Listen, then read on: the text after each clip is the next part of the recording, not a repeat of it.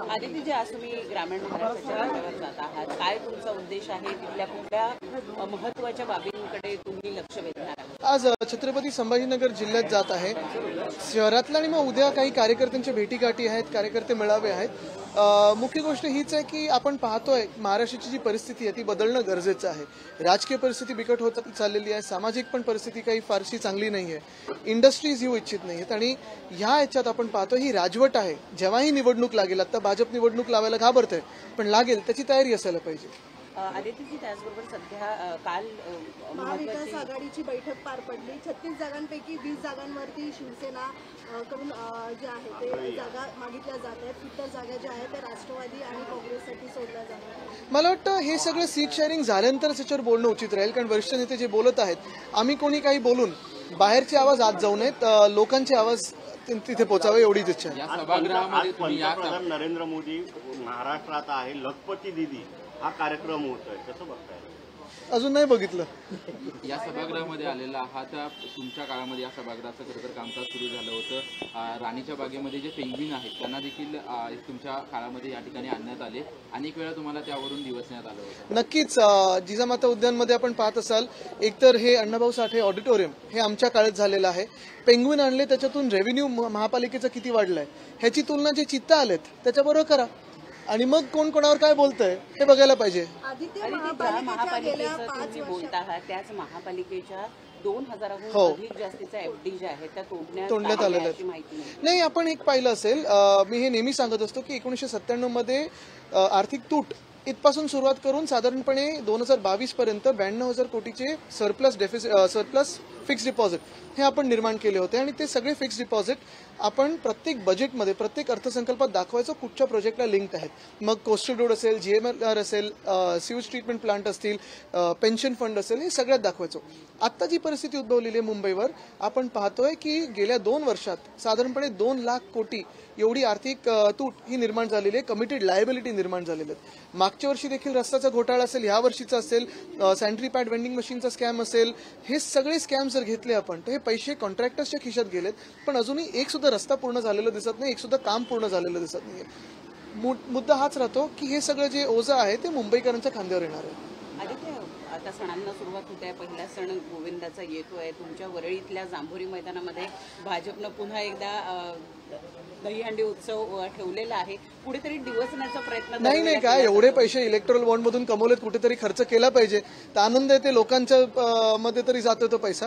पण एकच आहे, आपण पाहिलं असेल गेल्या 2 वर्षात त्याच्या आधी जे आम्ही जांभोरी मैदान नीट करून घेतलेलं, मग स्प्रिंकलिंग मशीन असतील, रेन वॉटर हार्वेस्टिंग असेल, क्रिकेटचं पिच असेल, वयस्करांना बसायला सिनियर सिटीझन कट्टा असेल, ह्या सगळ्याला पूर्णपणे वाट लावण्याची हे कार्यक्रम भाजपने गेल्या 2 वर्षात घेतलेत. स्थानिकांना खूप याच्यात त्रास झालेला आहे.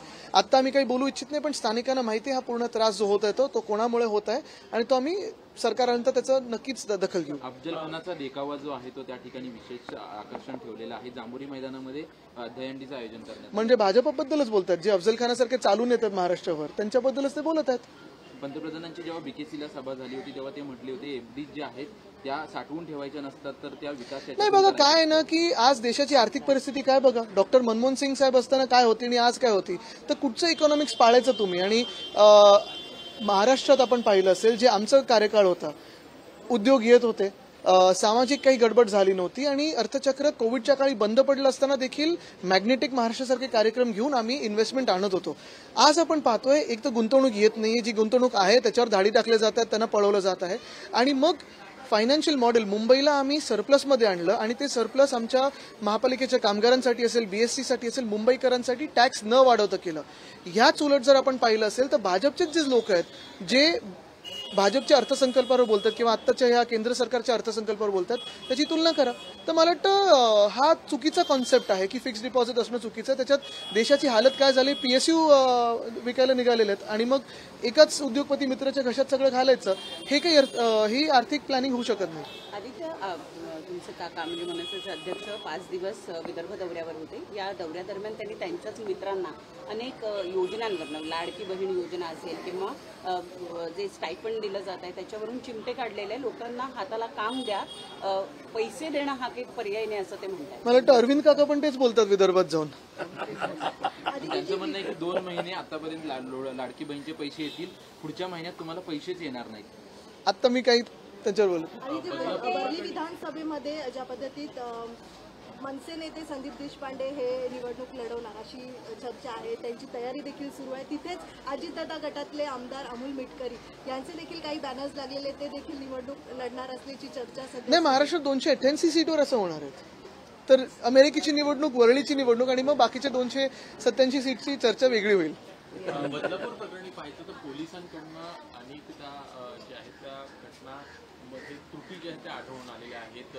जी पीडित आहेत त्यांना कुठेतरी त्रास जो आहे तो देखील आपल्याला यामध्ये होताना पाहायला मिळतो. नक्कीच पहिली चौकशी ही झाली पाहिजे की 6 दिवस FIR घेण्यासाठी का झाले, पोलिसांवर दबाव कोणाचा होता. कारण आपण पाहतो नेहमी की काही घटना घडली की अधिकाऱ्यांना आपण बदली करून टाकतो, कोणाला सस्पेंड करून टाकतो, पण राजकीय प्रेशर कोणाचं होतं ह्याचा विचार कोणी केलाय का? ती शाळा कोणाची आहे? ती शाळा कोणाची असताना ते आपटे नावाचे जे गृहस्थ, जे ट्रस्टी आहेत ते पुढे आलेत का? बरं, ज्या दिवशी FIR घेतली त्या दिवशी देखील 10 तास त्या महिलेला का बसवलं तिथे? मग ते प्रेग्नेंट होते ही वेगळी गोष्ट, पण 10 तास बसवणं ही देखील एक चुकीची गोष्ट आहे. आणि काल जेव्हा आम्ही आंदोलन करत होतो, आमचं आंदोलन राजकीय नव्हतं, आमचं आंदोलन विकृतीच्या विरुद्ध होतं आणि भाजपच्या विकृतीच्या बाजूनी त्यांचं आंदोलन होतं. हा फरक तुम्ही लक्षात घ्या. त्या दिवशी लाठीचार्ज झाला, तो लाठीचार्ज कोणी आदेश दिले अजून देखील पुढे आले हो, नाही. पण हे मी सांगितलंच आहे, वारकऱ्यांवर लाठीचार्ज झाले त्या महाराष्ट्रामध्ये, जरांगे साहेबांवर लाठीचार्ज झालेला आहे, त्याचा आदेश कोणी दिला होता? मग कालचा परवाचा जो लाठीचार्ज होता, बरं 300 लोकांवर तुम्ही लगेच गुन्हे दाखल करता, पण ज्यांनी मोलेस्टेशन केलं त्याच्यावर गुन्हा दाखल करण्याची हिंमत नव्हती. ठीक आहे, थँक्यू.